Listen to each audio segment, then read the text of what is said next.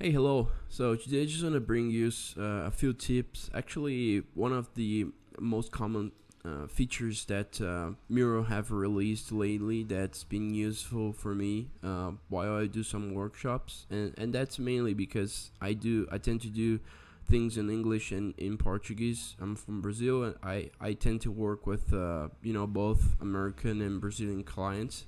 So I have to manage this translation of the activities and stuff like that. So this content library, which is a new functionality, is bringing me a lot of value and increasing a lot of the speed of the work that I do.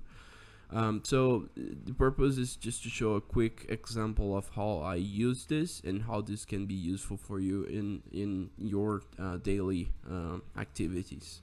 So for example, I'll just pull an empathy map, which is a standard activity, a standard area that Mural has in the frameworks.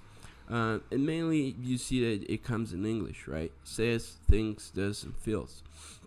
So what I want to do here is just to translate in an example if I'm talking to a Portuguese or a Brazilian client. So I just want to translate this. So let's see.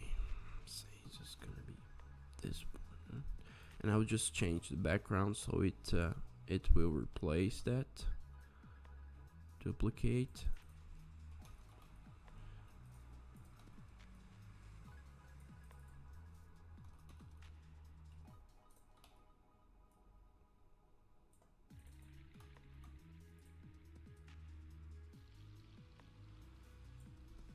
Almost in there.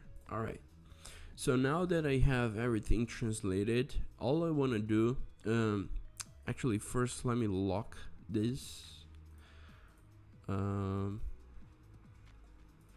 and then let's say for this workshop I'm gonna use yada yada, but in the future if I have to use this one more time, I don't need to fill this in. I can just save into my content library, and I can just reuse it for the future.